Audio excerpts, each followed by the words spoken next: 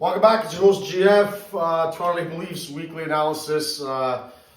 It's really only one game here. Carolina at Leafs. Can't believe they went up 4-0. That was a shocker. Thought that there'd be a little bit of the hangover, Marner, Matthews, everything, but it ended up being the other way. Steve scoring Holmberg. Holmberg, go play the lottery. An empty netter, an own goal, but yeah, that's how it goes.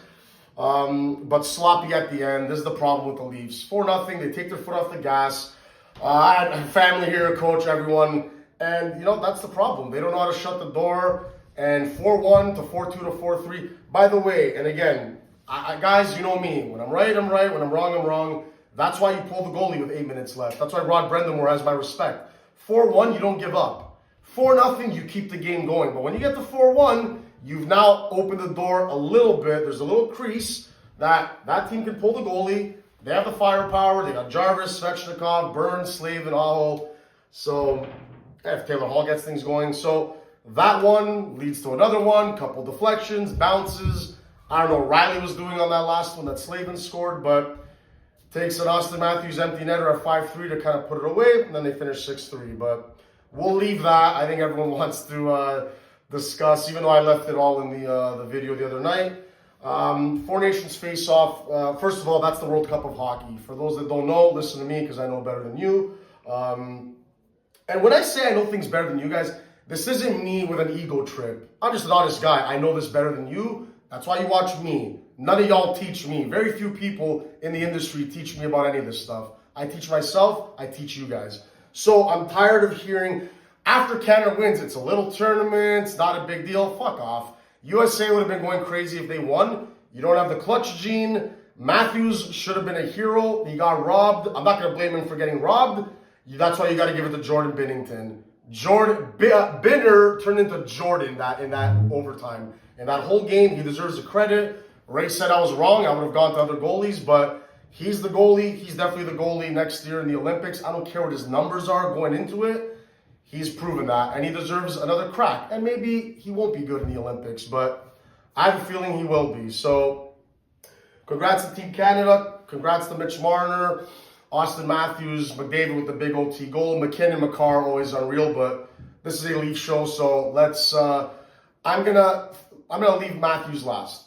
Mitch Marner, that was huge. A lot of people didn't think he could ever do that. That's by far the most clutch playoff game performance since the OHL championship when he was a London Knight with Matthew Tkachuk and then Christian Dvorak. So, what I keep telling everyone, you can dwell on the past, but if you're going to keep living in the past and ripping these guys for their shortcomings in the playoffs, I want nothing to do with that going forward. I keep telling you guys, I will tell this fucking city, get on my fucking bandwagon. You have to start it now. They're in their prime now. You signed them to the extensions. Whether it's too much money, too much term, get all of this out of your mindset and your psyche. The cap is going up. There's flexibility to fix the blue line. That's on management, or in Leafland, we call it mismanagement. Tree Living, I'm not writing him off yet, but he's in limbo. He needs to make a big move, and it's either going to work or it's not. And if it doesn't, he's going to get fired if I was running the show. That's the fine line. Those are the margins, guys. You want to win the Stanley Cup. You want to win at anything in life. It's not going to be easy. Just like what Canada had to do the other night. It's not going to be easy. Sam Bennett, you needed a fourth liner, a third liner to step up with a goal. We needed a blue liner to step up with a goal. Can't believe Makar didn't get one, but he did everything. So from that point of view, that's Makar and Matthews. It's a similar game. Those guys should have had a goal, but let's just lean into the Matthews thing here. Matthews had 2 assists, did the Sundin thing behind the net, kind of lost control, but I told everyone, putting it in front like that creates havoc. And I've seen Matt score a lot of goals that way, or it goes off of his stick, but it's now leading to a rebound, someone else is going to cash in. And that's what he did. 2 assists, Marner 2 assists in a 3-2 game with the whole fucking North America, Mexico, maybe a few Mexicans watching, but everyone in Canada and USA dialed in. You can't ask for a better playoff performance in a Game 7. That is by far the best Game 7 performance in a win or loss by Matthews or Marner. Marner gets the edge. They won. Clutch assist to McDavid. Good for him. But to anybody that's going to rip Austin Matthews, 2 things. Stop watching hockey, and more importantly, stop watching my show or sports, because you don't have a fucking clue. Now, I will give the stat that I already gave out. It's now 7 games of Game 7s, elimination games, that Matthews doesn't have a goal. And does he deserve criticism? Yes. But when you have 2 apples, and they were primary, and he was giving it to Devin Taves and McCarr all night, they weren't shutting him down. That was a heavyweight tilt. They went back and forth, and Jordan Binnington and then McDavid knocked out USA. But Matthews got robbed on a beautiful fucking classic, and I'll even show it here, guys, with this peak body of mine here. In his wheelhouse, robbed by Jordan Binnington. In the pad, robbed.